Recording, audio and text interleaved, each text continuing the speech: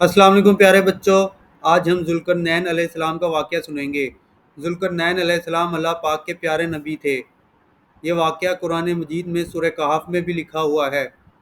لیکن اس سے پہلے اگر آپ نے میرے چینل کو ابھی تک سبسکرائب نہیں کیا ہوا تو میرے چینل کو سبسکرائب کر دیں اور بیل آئیکن پر کلک کر دیں تاکہ آپ کو میری ویڈیوز پر وقت پہنچتی رہیں.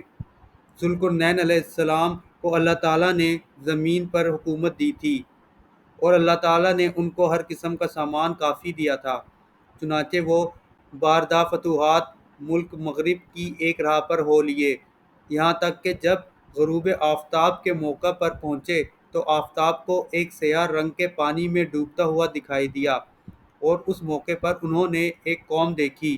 اللہ تعالیٰ نے الہاماً یہ کہا کہ اے ذوالقرنین علیہ السلام، خواہ سزا دو اور خواہ ان کے بارے میں نرمی کا معاملہ اختیار کرو.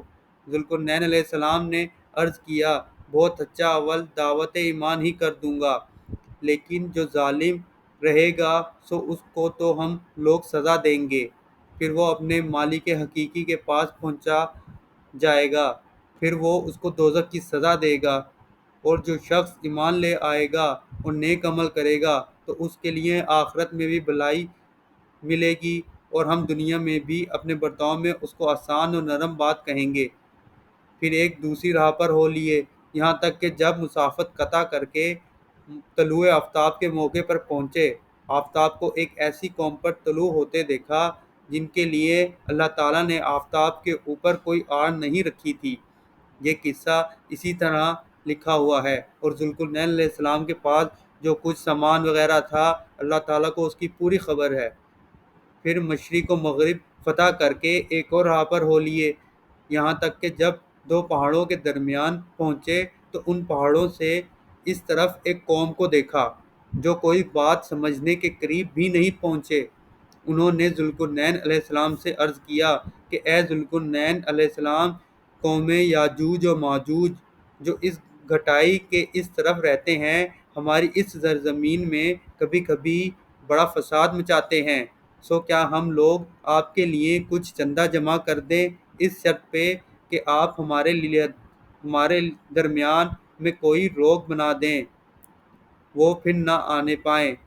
ذوالقرنین علیہ السلام نے جواب دیا کہ جس مال میں میرے رب نے مجھے جتنا اختیار دیا ہے وہ بہت کچھ ہے، سو مال کی تو مجھے ضرورت نہیں، البتہ ہاتھ پاؤں سے میری مدد کرو تو میں تمہارے اور ان کے درمیان میں خوب مضبوط دیوار بنا دوں گا.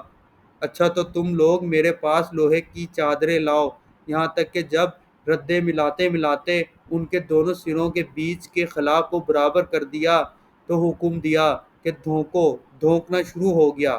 یہاں تک کہ جب اس کو لال انگارہ کر دیا تو اس وقت حکم دیا کہ اب میرے پاس پگھلتا ہوا تانبا لاؤ جو پہلے سے تیار کرا لیا گیا ہوگا کہ اس پر ڈال دوں، سو نہ تو یاجوج و ماجوج اس پر چڑھ سکتے ہیں اور غایت استحکام کے باعث نہ اس میں نقب دے سکتے ہیں. ذوالقرنین علیہ السلام نے کہا، یہ تیاری دیوار کی میرے رب کی ایک رحمت ہے، پھر جس وقت میرے رب کا وعدہ آئے گا یعنی اس کے فنا کا وقت آئے گا تو اس کو ڈھا کر زمین کے برابر کر دے گا، اور میرے رب کا ہر وعدہ برحق ہے.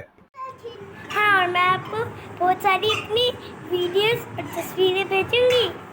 تب آپ کو ہماری چیزیں پسند ہے تو لائک کریں، کمنٹس کریں، سبسکرائب کریں.